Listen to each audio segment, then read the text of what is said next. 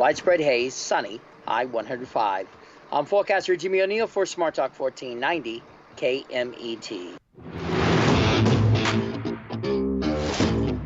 That's right. It's the morning show here on ABC News Radio, KMET 1490 AM. I'm Aaron Michael Sanchez. Glad to have you with us on today's show. We got lots to talk about, including what's coming up around the corner in life. Yes, there's a latest publication, which we'll be talking about coming up next. The Madness of Crowds, #1 New York Times bestselling author Louise Penny. We're going to be talking about this at the half-hour mark. We're going to be interviewing a good friend, which actually we're going to talk about a little bit later. You have seen him on a lot of specials, including Cold Feet, Toast of London, Downton Abbey, Joking Apart Emma, and Doctor Who. What?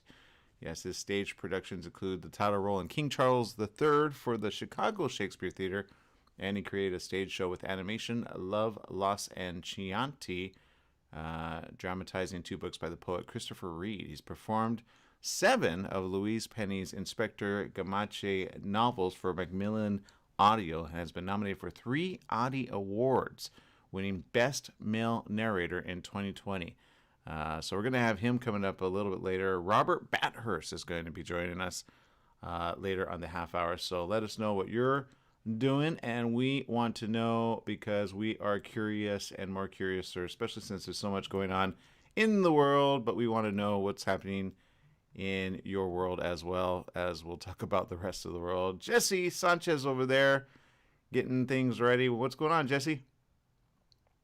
Not much. Just enjoying this beautiful morning, and I'm dreading the heat that's about to come.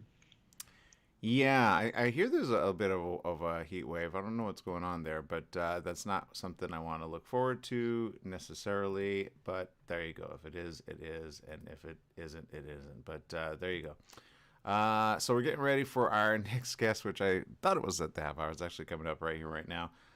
So we're excited for that. But a lot of news as of late, including this, some of the latest updates. 3 Houston area emergency rooms are shuttering due to the surge. They'll remain closed until further notice. This is the type of thing where when you see this happening in Texas, especially in one of the states, what will you design today? Still kind of debating whether or not to have mask mandates. I'm not saying it's all about the mask mandates at this point. Now I'm just saying this is a very dark chapter that we're entering into when it comes to hospitals completely closing due to the surge. That is not something you want to see happen in any part of your life, because if you start seeing that, then that means you're going to have just a problem everywhere. If you have, I mean, here's the problem I see coming up around the corner. You have something that started happening in India, where a lot of hospitals had to not just turn people away, but people were dying on the streets. Now, I'm not saying that hopefully isn't going to start. What I mean to say is I hope that doesn't start happening.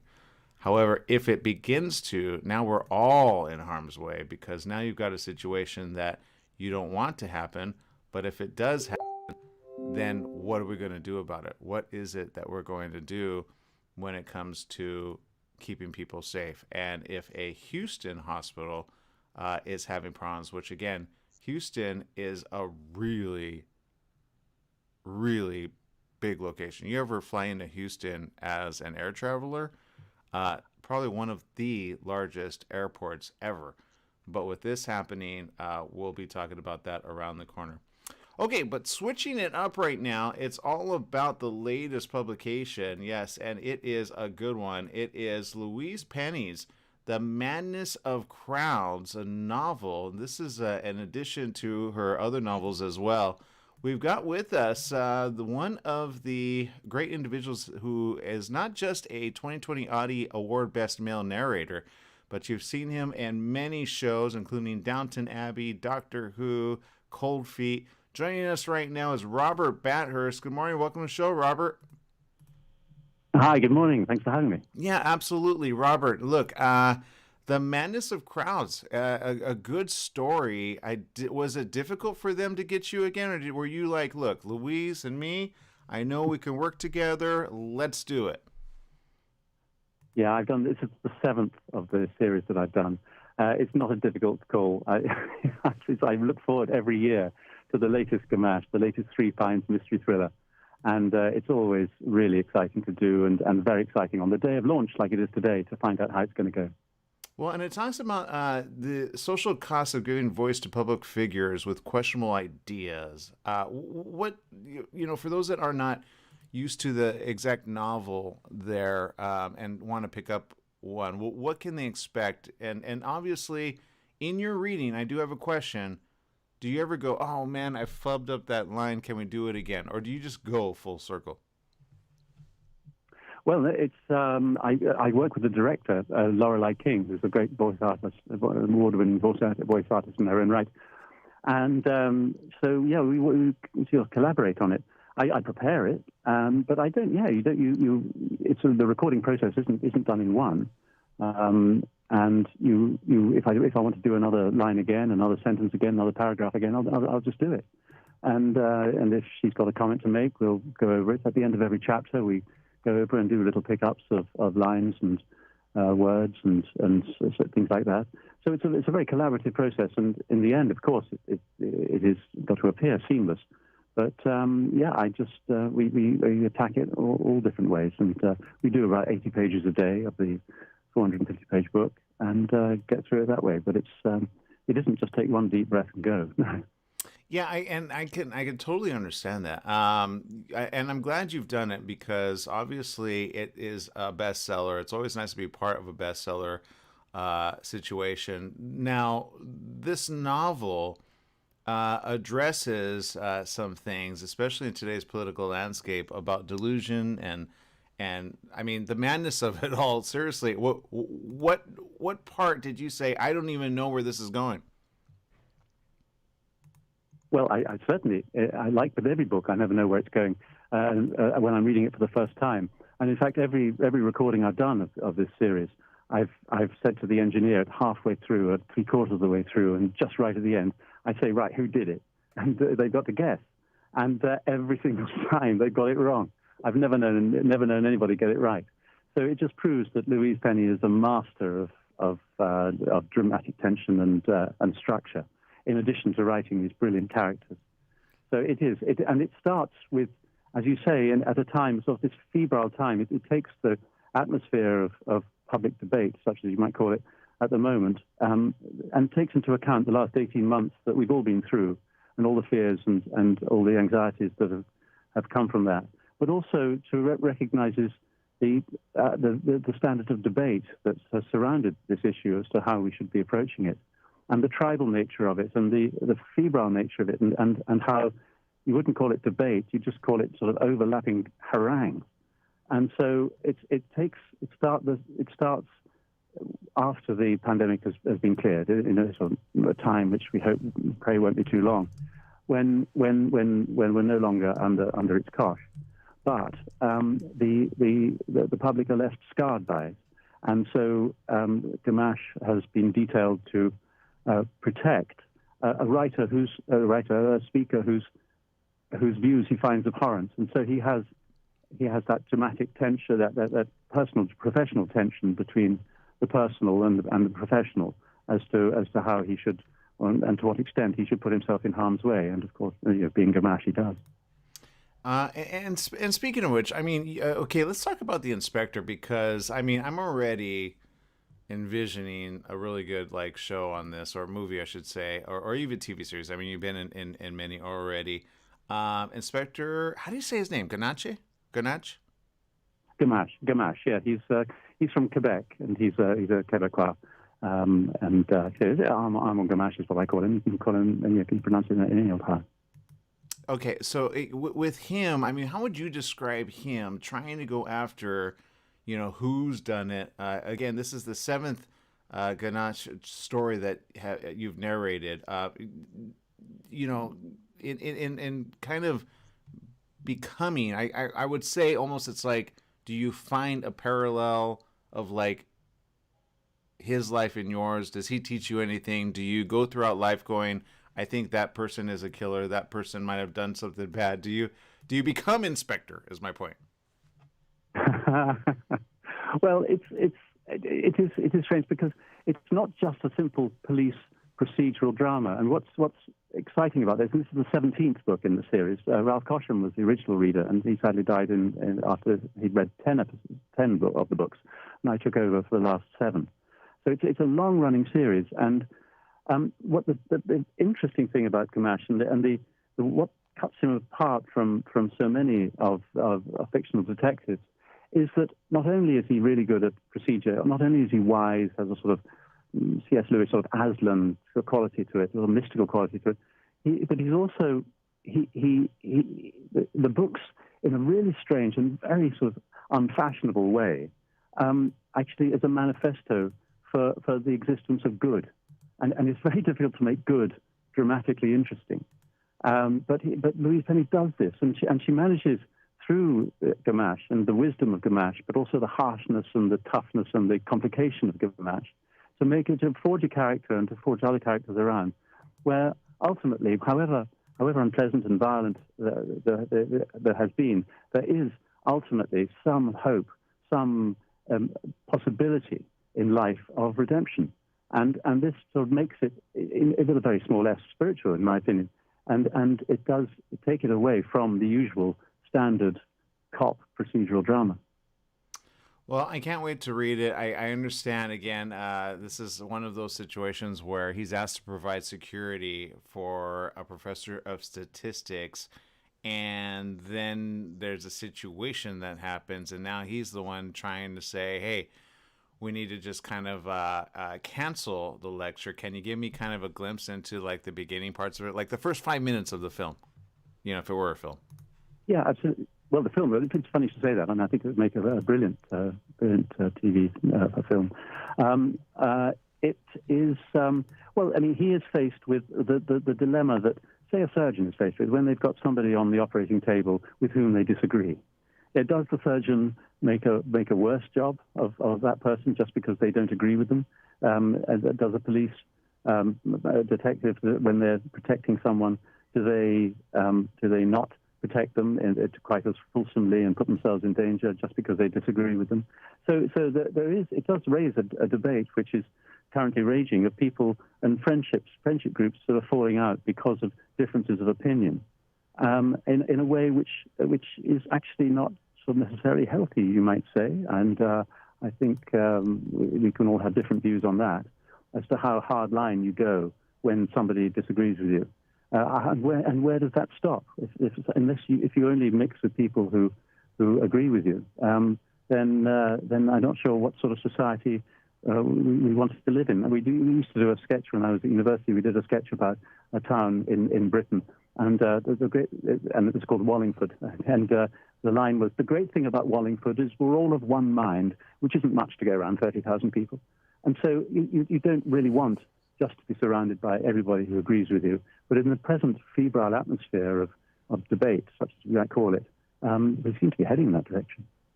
Yeah, I'm glad you brought that up. It's so true. And this takes place, and then all of a sudden a murder happens. So somebody should have listened to, obviously, the inspector, but then we want to have a great novel mystery, right? So obviously in this time and day of age, Jesse and I always talk about, I feel like we're the inspectors trying to warn everybody, don't throw caution to the wind, and everybody does. But I can say, if you do or do not, you still, whether you end up in a hospital, which I hope not, or you end up on a plane, which you're traveling, or you just want to spend some good time in your house, this novel is definitely one that you could pick up or have read to, which I know a lot of people are preferring as well. It's Louise Penny's The Madness of Crowds. You're listening to Robert Bathurst, who helped narrate this entire story. Robert, before we let you go, I know you're filming, you're doing, and you're staying safe over there. Anything we can look forward to coming up from you as well, coming up around the corner? Yeah, I just directed and co-written a short film, which is going to be in the LA Shorts Festival. I've collaborated with the creator of the film, Nathan Horrocks, who's the former jockey. A jump jockey in the UK, and he now lives in California. And he wanted to write something in the light of 2 jockeys committing suicide in Britain last year about the particular pressures that jockeys are under. And so we've collaborated on this, and it's got this short 20-minute film, which is in various festivals, and it's called The Fall, and it is his company's called Equine Productions. And so we're going to see how that goes, and it's going to be shown in the UK on sports channels in Australia, and I think there's negotiation at the moment for it to be seen on television in the States. But meanwhile, we're concentrating on the short film festivals around the world. Well, I'm looking forward to it, Robert. We'll let you go. Thank you for spending time with us here on The Morning Show. Very good. Thanks very much. Have a good day. Absolutely. Louise Penny's The Madness of Crowds. You can pick it up in bookstores right now or order it online via Amazon or any other location which sells books. It's definitely one which is getting some great reviews. People magazine said Penny excels at capturing the inner life, whether it's a criminal's or a resentful child's. Series novices and diehard fans alike will be left breathless and moved. The Wall Street Journal says Armand Gamache seems as much a spiritual warrior as a homicide detective. What stays with the reader are the tender passages, the human insights, the reminders of what makes life worth living. And AARP says you don't need to have read the previous books to enjoy the mystery, whose apt title refers to a line from Shakespeare's The Tempest: hell is empty and all the devils are here. But knowing a bit about the characters' backgrounds helps you follow the subtle tensions between them. So there you go. All right, people, we got to take a quick break. We'll have more right after these messages of The Morning Show after we pay the bills. Oh, God, I got to pay bills.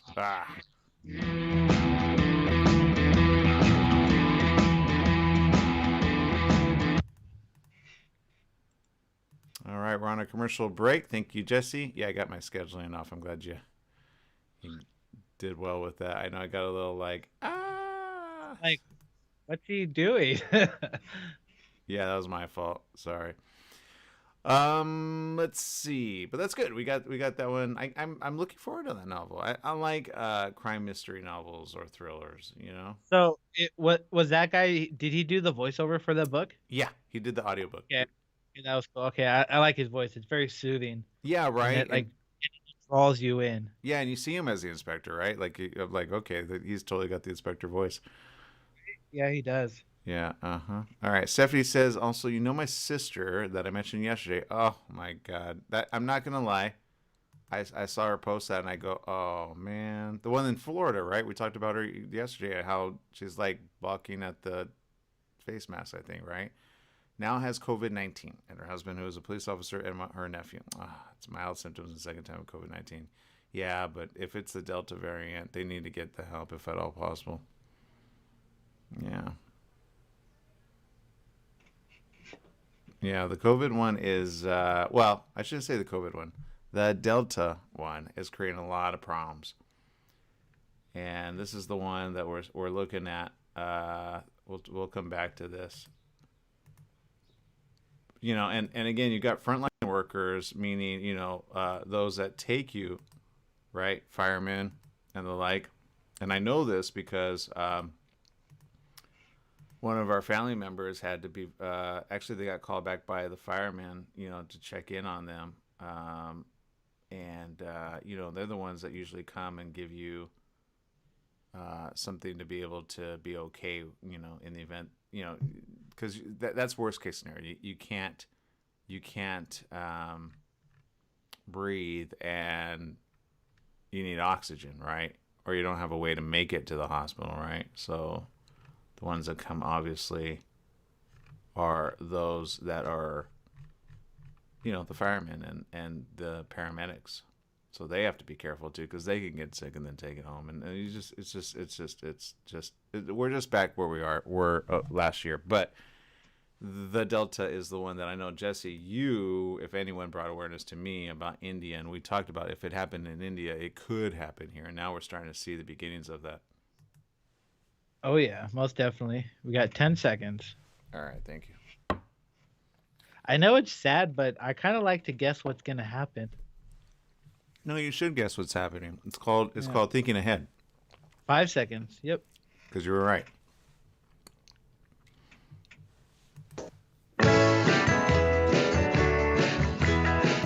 Welcome Welcome back. Yes, it is the morning show here on ABC News Radio, KMET 1490 AM. I'm Aaron Michael Sanchez. Glad to have you with us. If you're just joining us, we had a really good interview with Robert Bathurst, who actually is the voiceover artist for the book Louise Penny's The Madness of Crowds. And boy, do we get sometimes the madness of crowds in our own area. We remember last year a lot of crowds always getting together and doing some really crazy stuff.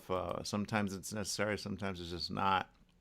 And what I say with that is always be careful of big crowds, because sometimes things can get a little heated. Of course, that's not exactly what we're talking about necessarily that happened, but there you go. Before we went to the interview, though, we were talking about Houston, and Houston, being as big as it is and as advanced as it is obviously battling COVID just as the rest of the world.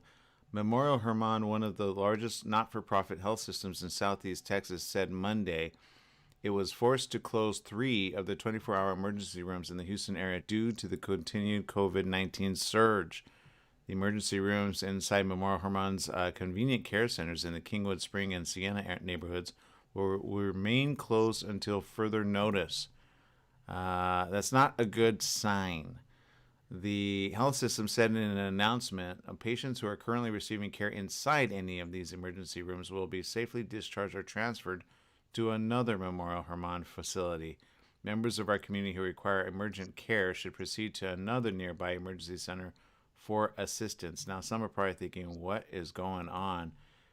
When you have certain centers start to do something like this, it's usually because they're just not as I won't even say that. They're just not prepared for the huge surge, and they know that their other patients may in fact get it as well, because they just don't have the ability to cover everyone. And so instead of it spreading to each and every patient, evidently they're wanting to just shutter. But to have 3 huge locations, area emergency rooms closed down, that's gotta be a weird situation for the residents in the local neighborhoods to go, what's going on? And I said this yesterday.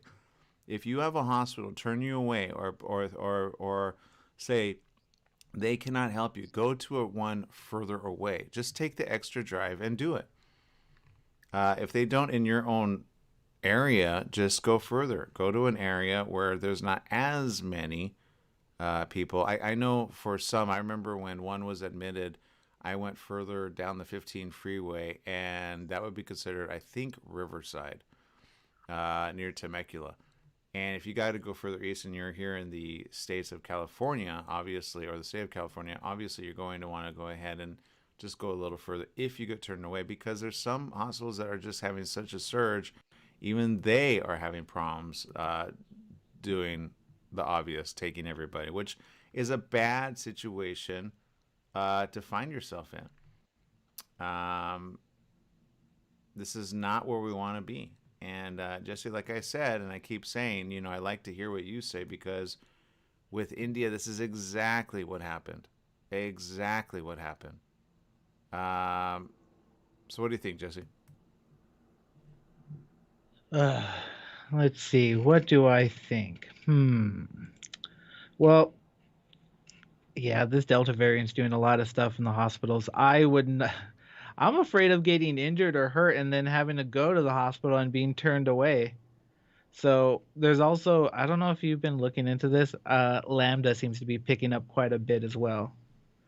So in the upcoming weeks, if you start to hear about Lambda, yeah, we told you so.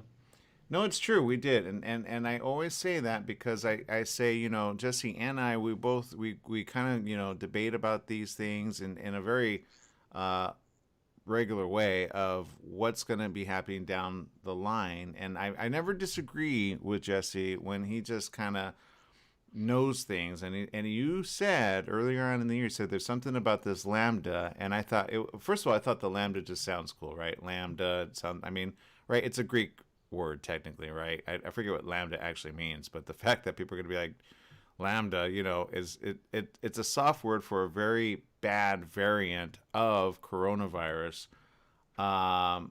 And so the question is, should people be concerned? I'm looking at some news articles based on what you're saying, Jesse. And is it a cause for concern? Many are saying it is, by the way. The Delta variant, which is dominating in Riverside County, by the way. And this is actually from a publication in our neck of the woods. So in Riverside, it is dominating, by the way, just so you know, Jesse, which happens to be in the area that Jesse lives in. But new variants are emerging, including the Lambda variant, which is in California. That's official. We've been talking about that and saying we hope it doesn't come. We hope it isn't here, and yet now it is. Experts say Lambda could be more infectious to vaccines than the initial coronavirus strain. Now, it's important to note that because back to the information we keep giving, even if you had gotten the vaccine, it isn't resistant against, or rather, not all variants are going to. Let's put it this way: I've had ones go, I've gotten the vaccine, therefore you can't get coronavirus from me. And I honestly thought, like, what are you talking about? I don't understand that, right? So, I mean, when you hear that, what do you think, Jesse? I'm like, I can't be this. I can't be super smart. I can't. No, like, But I know I'm not the smartest person in the world. So when I see and yet people, you are when it comes to this. so when I see people doing dumb things, I'm just like, come on, don't make me the smartest person in the world. Don't do that. It's pretty, and you know what? I would say it's true. I mean, it's but you are smart. He underestimates himself. He just knows stuff. Dr. Peter Chin Hong, an infectious disease specialist at University of California, San Francisco, said the Lambda mutation is predominant in South America right now, making up to 80 to 90% of new cases in Peru, but it's spreading in the Golden State now too. Chin Hong says the Lambda variant is definitely here, but the Delta variant is keeping it under wraps. It's potentially more vaccine evasive as well as transmissible, just not as transmissible as Delta.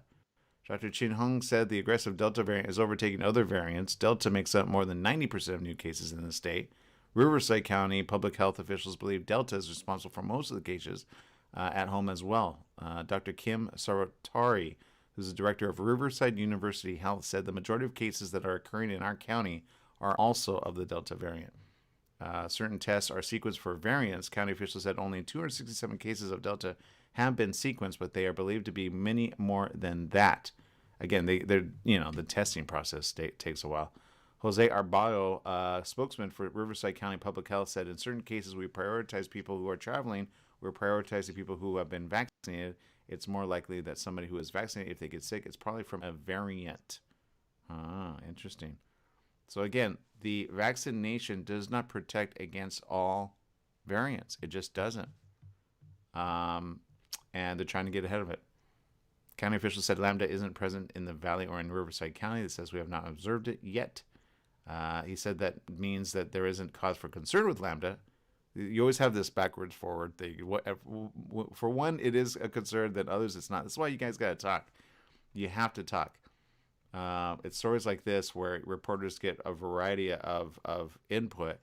But Chin Hong said probably the best answer is not even to worry about the variants by all getting vaccinated. Vaccines are proving effective at preventing serious illness from the variants out there now, but experts say it's a race to get more people vaccinated before a more resistant mutation appears. Again, just because you get one doesn't mean don't wear no face mask. That is the message that everybody should have. It doesn't mean you can go out if you go make out. I got the very. Don't do that. Okay, don't do that. Algenia Kier says, please do open and taking patients. If you are a nurse, caregiver, doctor, will be practical given your areas. Give it or email to each family members or coworkers. That's what I'll share with others. Stephanie Reed says, I know where I live in Ohio and we don't have as much of COVID-19 because I live in the middle of nowhere and Ohio is the safest place. And I will say, as long as everybody stays safe, and again, you don't have visitors that have these variants that bring them in, you'll stay safe. But no place is immune, so you got to be careful with that. All right, we're going to take a quick break here on the morning show. We'll be back with more right after these messages. Stay tuned.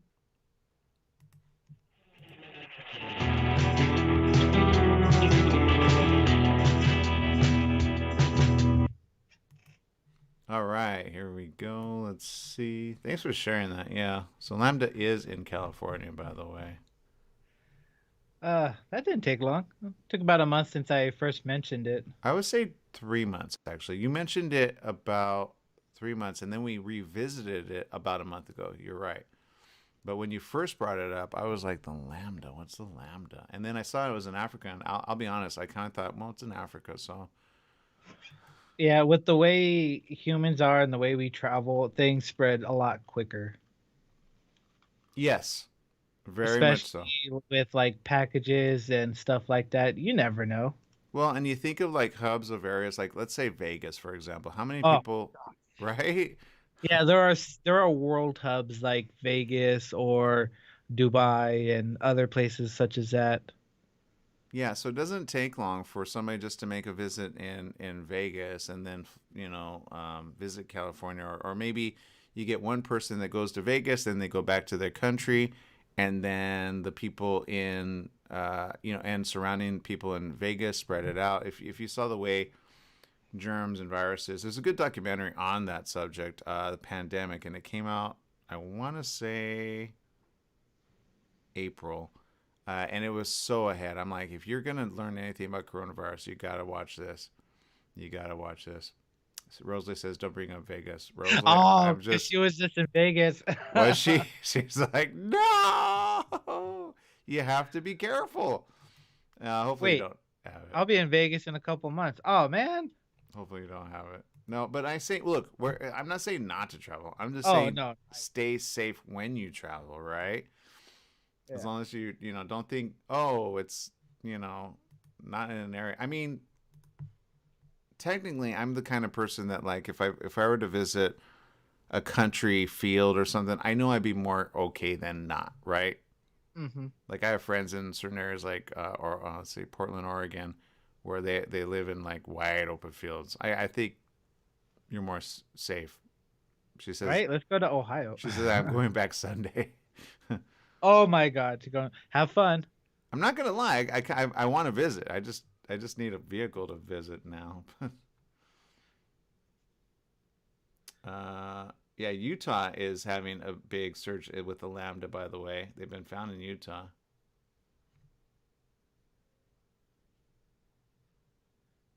Yeah. I'm not cool with these. I'm not cool with these Greek names because then I keep thinking Kappa, Omega, Lambda, or something like that. Well, I know they sound so like not ominous, right? Don't let the Lambda kill you. We have 5 seconds. Here we go. Lambda.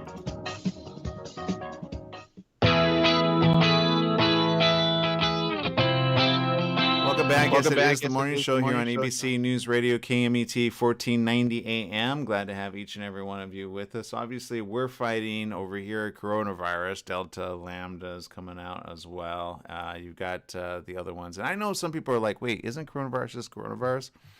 It is, but you've got variants. So which variant do you have? The alpha, the beta, I think those are the ones that they're terming now. It wasn't termed as the alpha before, but if you say, "Oh, I've got the alpha one," it sounds like you got the better one of the majority. And if you had the vaccine, you probably armor resistant against the alpha one. That's probably the better way to say it. So certain ones that get cured, or I shouldn't say get cured, because even if you get it, you still have to deal with the repercussions of it. There's a new term which is going to be making a lot of headway pretty soon, which is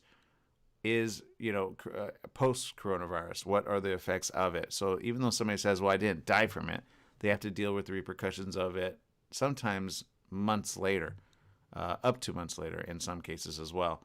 So please be careful out there. Please know we just got to be careful. We have to be careful. Okay. This is the latest. Amid criticism from U.S. allies over the withdrawal in Afghanistan and pressure to extend the August 31st deadline, President Joe Biden met virtually with G7 partners on Tuesday. Yes. Let's see. With just a week left to evacuate thousands of civilians and to pull out thousands of U.S. troops, National Security Advisor Jake Sullivan said leaders are meeting to ensure the world's leading democracies are aligned and united on the way forward. Sullivan said yesterday, we're working with partners to address the acute humanitarian needs of the Afghan people, and we will remain persistently vigilant against the terrorism threat in Afghanistan and in multiple other threats. As the deadline to evacuate looms, approximately 58,700 people have been evacuated from Kabul since August 14th, when the Taliban took control of the government, according to a White House official. Since the end of July, the U.S. has relocated approximately 63,900 people.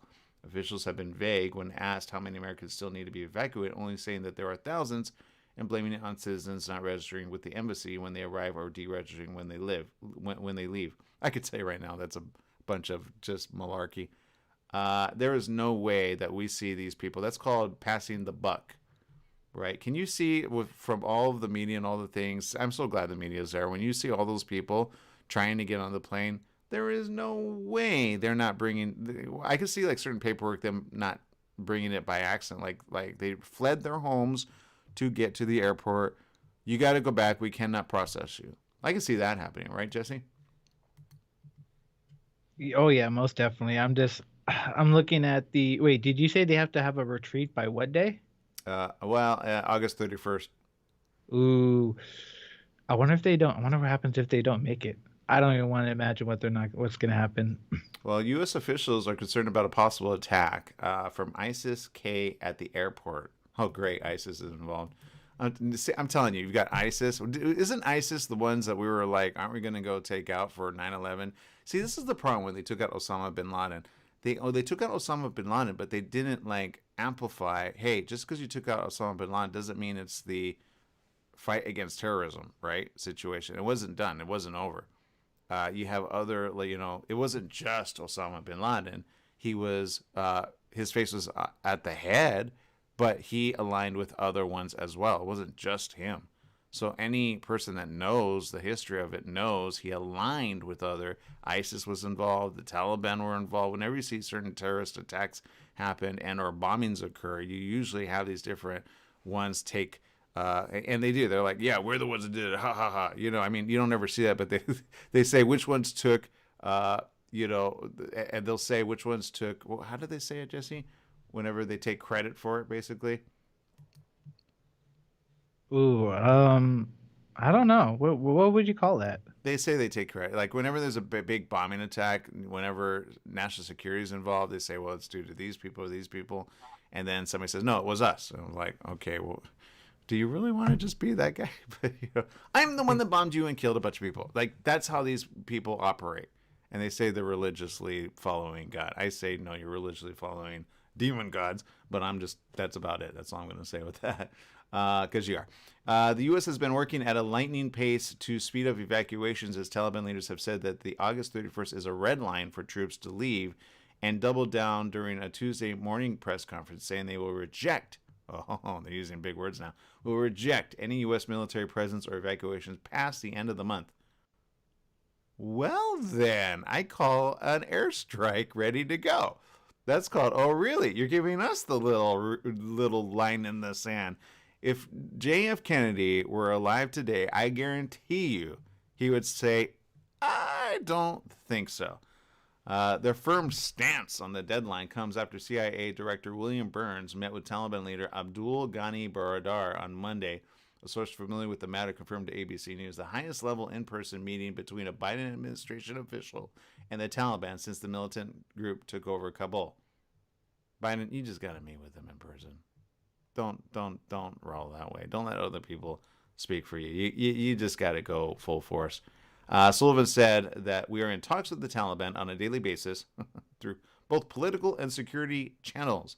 Doubts about American leadership have risen in the fallout of the American withdrawal, and G7 leaders are all but certain to raise their concerns with Biden, even as he's worked the phones to instill confidence and keep them updated on progress in the past week. Since August 17th, Biden has spoken to 7 world leaders. Good. And twice spoke with UK Prime Minister Boris Johnson, whose parliament has lambasted Biden for the execution of the withdrawal. I agree with that. I told you it was going to happen. We're going to look foolish. Tom Tugendhat, chairman of Parliament's Foreign Affairs Committee, called it the biggest foreign policy disaster since the Suez Crisis. Tobias Ellwood, chair of the Defense Committee, said, "Whatever happened to America is back." And former UK Prime Minister Theresa May asked fellow members, "Did we feel we just had to follow the United States and hope that on a wing and a prayer it'd be all right on the night?" Ooh, I'm telling you, U.S. is looking foolish right now. In an exclusive interview with ABC News' George Stephanopoulos, Biden defended the withdrawal and said he didn't think it could have been handled any better. Don't defend it. Just say, you know what, we got to make it better. Don't ever defend the withdrawal. It's going to be seen as the biggest problem in your history if you defend it and you continue to defend it. He says, "I don't think it could have been handled in a way that we're going to go back in hindsight and look, but the idea that somehow there's a way to have gotten out without chaos ensuing, I don't know how that happens. I don't know how that happened." That's the problem. That's the problem. Don't ever make that type of speech, ever. Instead, you say, I realize we're not handling it the best. This is how we're going to make it better. That's how you deal with it. Right? Otherwise, you backpedal. People go, "Oh, great, you're weak." And you know who's going to take advantage of that? The Taliban. Guaranteed. ISIS is already making their headway because they're all communicating, U.S. is weak. Yeah, let's move in. Thank God for Trump. Right? That's how they roll. It's called mental mind thinking, right, Jesse? Oh yeah, most definitely. Especially, I don't know if you've seen a lot of the pictures. They have military uniforms from the U.S., so they're like dressed up as us and just like mocking us in different pictures and stuff. Oh, really? Where's Yeah. that at? I want to show that. Yeah, you'd have to find it. I can't remember the articles that were posting it, but yeah, they were dressed up in military uniforms and just like taking pictures, having fun, thinking they can do whatever they want. Well, they can for the moment, but we'll see. I mean, I'm glad I'm not the president because I would take that as a slap in the face. Wow. I see What? one doing that. They reenacted certain photos, actually. Oh, did they? Yeah. Hold on. Let me see if I got this right. It's a propaganda photo. Yep. It Yeah. makes us look weak, The two and then it most just important looks bad. resources that a business Yeah, has no, it does. are It people really and money. it makes it like a laughing stock. A Taliban fighting unit called the Badri 313 Battalion. Okay. The elite Taliban unit are wearing U.S. gear, appears to mock iconic American World War II photo. I'm going to show this only because this is the type of problems that we're having, and I told you it's going to happen, and this is not the way you want to go down, ever. You do not want them taking photos with our military planes, period, end of story. You're seen as weak if you do that. You take control back. You do not leave people. You do not leave military vehicles. How hard is it to just say, hey, let's go get our military vehicles back? But now you have situations like this. They're reenacting the World War II in gear, which are actually... Well, let me read this. Propaganda videos posted this week on channels affiliated with the Taliban soldiers in the little-known Badri 313 Battalion carrying U.S. and U.S. ally-made weapons and gear that appear to be stolen from allied militaries while patrolling parts of Kabul. In one propaganda photo, members of the Badri 313 Battalion are seen hoisting a Taliban flag in a similar fashion to the 6 U.S. Marines who raised the U.S. flag on Mount Suribachi during the Battle of Iwo Jima in 1945.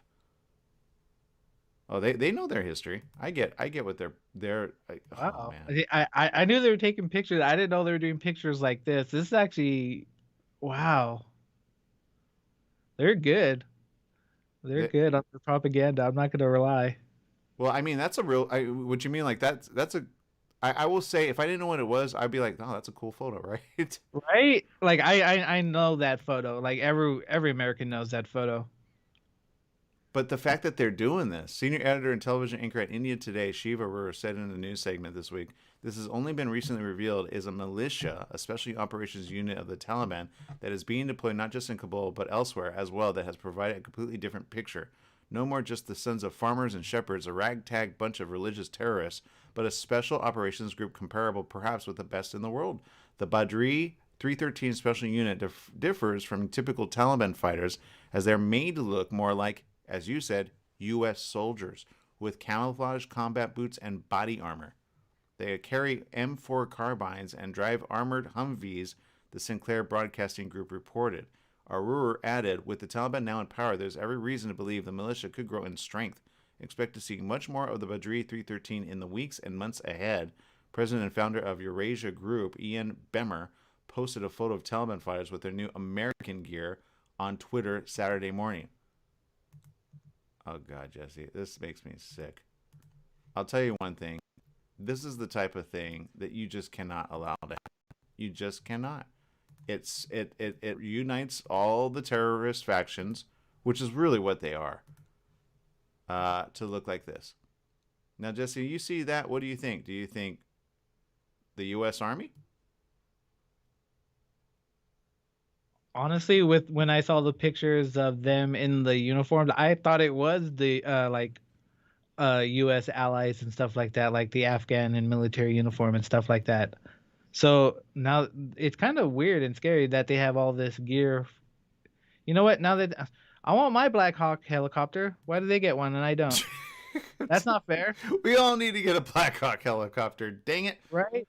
If they can go there and take stuff, I want to take stuff too. Yeah, the U.S. gave Afghan forces an estimated $28 billion in weaponry between 2002 and 2017. But now, everything that hasn't been destroyed is the Taliban's now. According to a U.S. official, the seizure of American weaponry, such as advanced aircraft, serves as a propaganda tool as insurgents are unable to operate the aircraft without training. So they're just posing with it, but they don't know how to use it. I'm not going to lie. That's funny. But they're going to probably take some YouTube videos. Okay, dude, what lever is that? I don't know. I think that's up and down. No, dude, that's the thing that pulls it back. That's how it. What lever is that? I think that's a light. I don't know. Let's put it. Is it going to blow up? I don't know. Switch it. You switch it. No, you switch it. No, you switch it. No, you switch it. Hey, Charlie, get over here. Switch it. I don't know what this button does. Right? What are all these buttons? They're kind of cool. Take a picture. Right? I can see them doing that, or just like everything's on YouTube nowadays. So if you need to know something, it's on YouTube. I'm telling you, they're going to download some schematics or something. Dude, I don't know how to fly this helicopter. I don't either. They say fly it. I don't know. It takes like a week and a half. Got it. They hover it just a little. Woo, that was scary. They're used to being on the floor. But now that they have our aircraft and then some, what do you think they're going to do with it? Oh, God. Let's see. So there you go. Elias Yusuf says, when an armed group gets their hands on American-made weaponry, it's sort of a status symbol. You think? He says it's a psychological win. This is what he said to The Hill.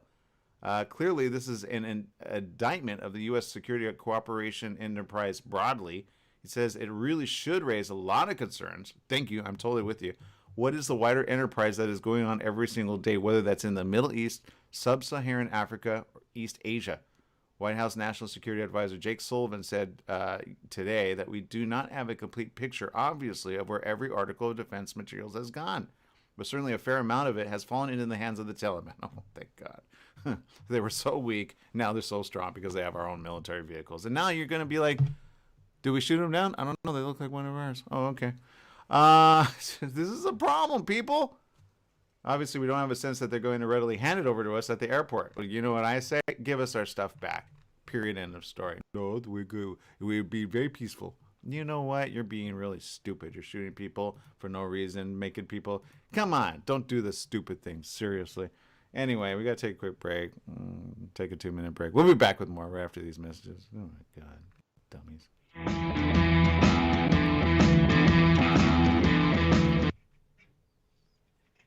Thanks for talking about that, Jesse. I did not even... Oh, about the... Yeah. Them.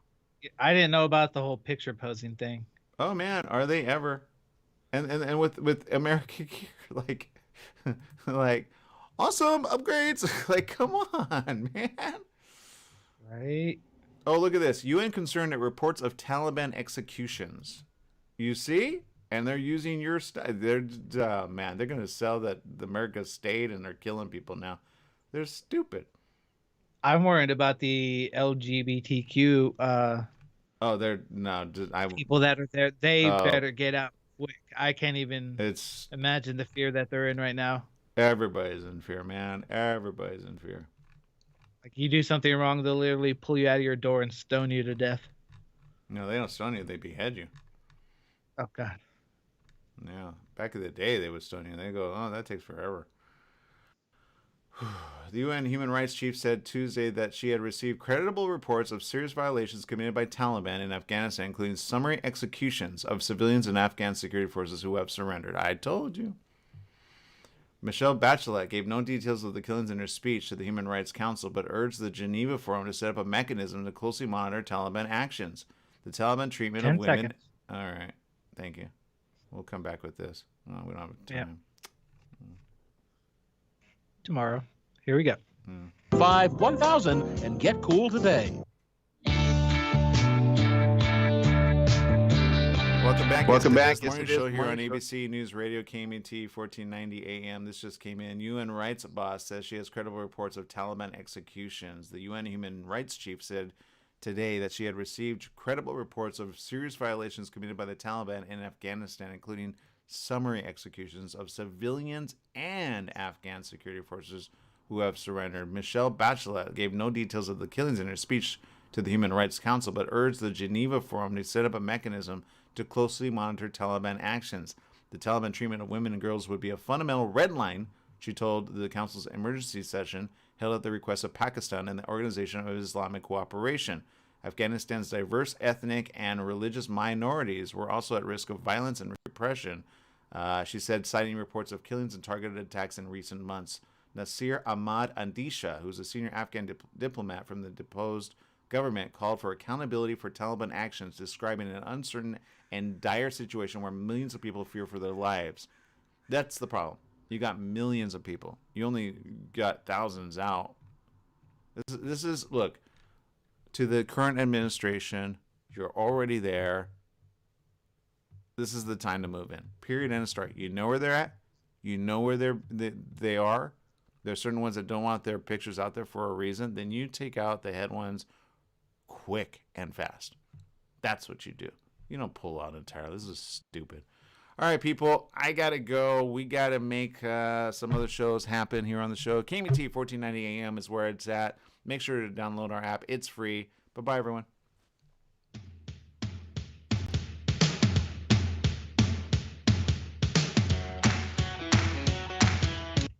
All right, for the rest of you here, I can still stay a little bit longer. This is a huge problem, okay? And I get it. We're focusing on coronavirus here. But this is a huge problem about to get worse if the administration says, in effect, we're just going to remove everyone out. It's a huge problem. The Taliban were literally probably a fifth of what they were back in even 2012, technically. All right. The U.S. made a lot of headway. But in at least the last year and a half, ever since President Trump did a peace talk there with them, which I don't know why you would do that. I mean, that's like saying, thanks for bombing my towers. I appreciate it. Thank you. And let's be peaceful now. That's the problem when you have businessmen rule entirely. It's a problem. You got money and then some. And don't think the Taliban and others don't have money. Oh, they have money. They have. You would wonder how they get the money, but it's called. They got it. They got it through a multitude of ways. Okay, they're not really ridiculously stupid when it comes to how to get their gear and their monies and the people that they align with. All right. Where they're taking, Afghanistan is a very, very secure foothold to go either west or east. Be mindful of that. Once they get a hold of that, they can go further west. Be careful what happens in the coming weeks. That's what I would say to the administration. You have to be careful. You have to think ahead. Jesse thinks ahead. He plans these things out. As a military commander who served and knows what it's like to be on the front line, do the right thing by the people and don't create a worse time. You have to say, why are they taking control or wanting control back now? What are they going to do in the next 3 to 4 months to move forward and or surround other people in other nations? They're not just wanting Afghanistan. They're wanting to the east and they're wanting to the west. but they're going to circle around with other known leaders that they've already made talks with. This is just the beginning. Take it out now, and you buy yourself another 8 years of more peace than not. But the way it's going, this is going to be the problem for the next coming years. Again, when in reality, seriously, they were a fifth. They're going to be at least back to a third within probably 8 months from now. Just because now, back to what the other one said, it's a psychological, hey, look at us. We're using their gear, man. They totally lost. Right? That's how they're operating right now. But when they get the proper training, within 4 months, they'll be able to operate those machines. Guaranteed.